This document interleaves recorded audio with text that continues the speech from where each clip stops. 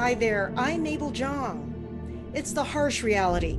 Companies that have failed to invest heavily in the right cybersecurity measures are paying a steep price. Hackers are increasingly on the attack, taking advantage of lax security measures and extracting heavy ransoms from companies desperate to get their data back. So, how to prevent the next big breach?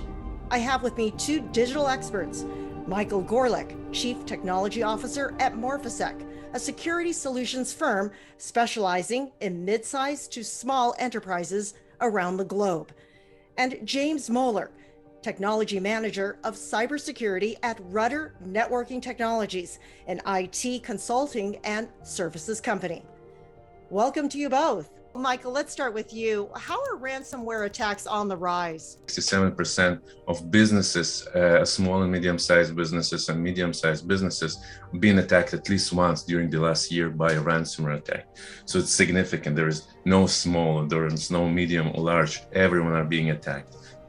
So much of this rise attributed due to the change in the landscape today, the work from home, the move to work from home, also the evolution of the malware as a service, when groups can work on malware and even don't know each other. The political landscape also impacts this rise in ransomware. And basically, as a result, you have a higher attack surface of the organizations. Would you say that these attacks have gotten more sophisticated? As the security side gets, more verbose and, everything gets, evolves, right? You have more attacks that are coming in, and it's difficult for companies to keep up with this, with their personnel that they have, their security analysts that, try and mitigate these attacks, whether it's updating software, threat hunting, things of that nature. There's plenty of innovation on the attacker side. They are innovating with regard to the attack itself, but also with regard to the payment, with rebranding, with regard to laundering. I mean, all aspect of their business model has innovation inside, including the attack itself. How are attackers bypassing current security measures? Current security solutions are built to handle known threats. They are built on machine learning, signatures, etc. There are no solutions right now to handle the unknown threats. All the solutions you hear are EDR, endpoint detection and response, XDR, and APP, and endpoint prevention kind of solution, but they are not really prevention solutions. They are detection based on known patterns. So whatever those solutions cannot scan, they do not see, and essentially the attackers succeed, penetrate the environment, and deploy ransomware essentially. Organizations are paying over $100 per endpoint for advanced EDR solutions. James, can you tell me what that means and what that will lead to in terms of managing some of these attacks? That puts a lot of strain on the employees that are, the security analysts that I talked about earlier. People who are out there threat hunting, looking at the platforms, constantly updating to make sure that they're up to date, that they're stopping, threats that are even 0-day. Based on the signatures and things like that. There's somehow an acceptance for customers or other businesses, basically to accept that they are compromised. They invest a lot of dollars in response, in the means of containment of the event after the fact.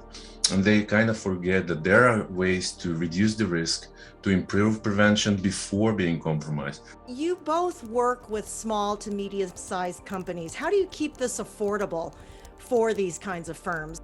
Well, we provide our security services and our expertise to sort of take the load off of their security team. We go in and we make sure that it's set up and installed correctly and do the monitoring, within our team at Rutter to let them worry about, the things that they need to do to keep their company running, and then we worry about keeping it secure.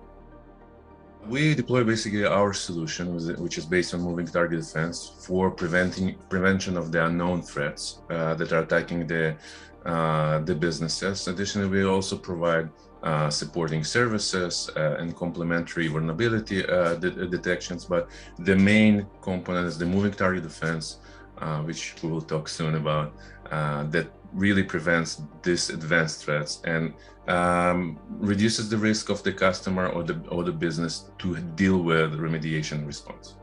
But let's talk about the moving target defense. Analysts like Gartner are calling this a game changer.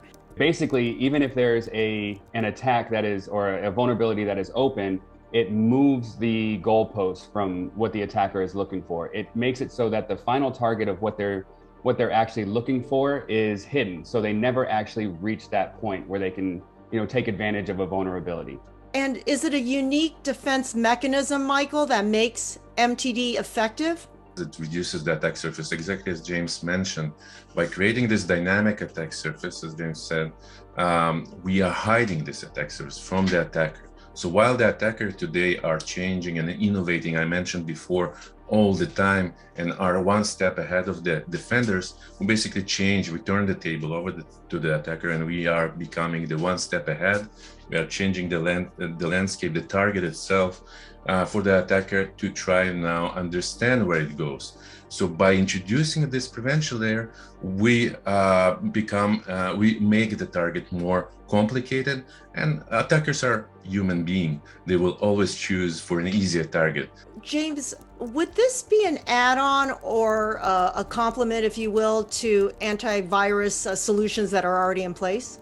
It's an added layer of security. You still want your next-gen AVs and your EDR deployments out there, because they're still going to stop some signature-based attacks that attackers will try and get into computers with.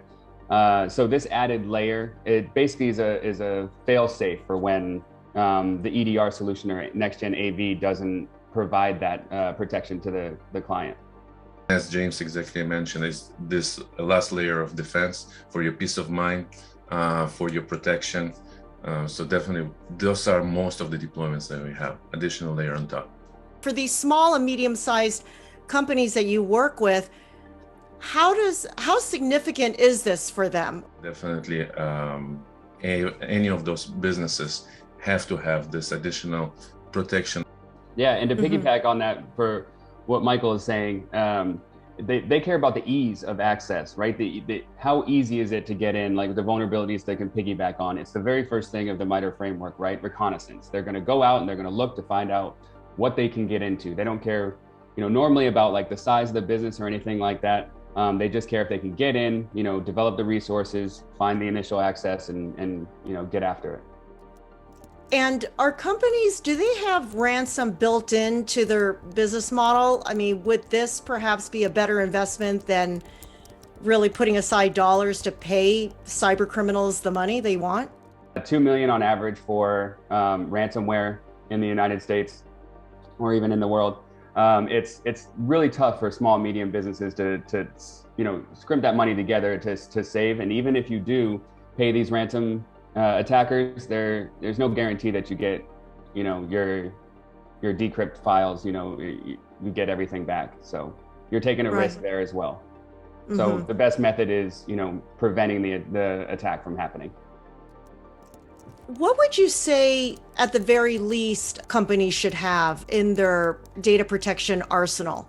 Well, at very least, you need some EDR and next-gen AV solution for your endpoints. Also, training for your employees, right? You don't want them clicking, sketchy links or anything like that. But a lot of the times, companies find that that's hard to do while continuing to be successful in their business mission, right? So it's something that Rutter helps out with for customers all the time. We train their employees, deliver security stacks for them to sort of help them sleep at night.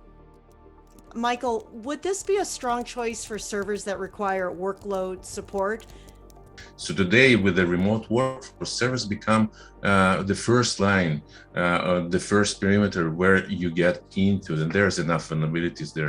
So definitely you want to protect the servers. Even further, I would say that the current solutions that you have on servers, EDRs, and those are the machine learning-based solutions, they are reducing their protection on servers in order not to risk on false positives, in order not to kill the usability of operations. So even further, you need to protect much more your servers, your critical assets. And here we have Morphisec Keep product, which does exactly that.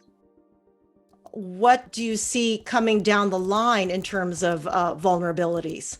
People will always write code, and businesses will always use functionalities that are introduced. Attack surface will just increase.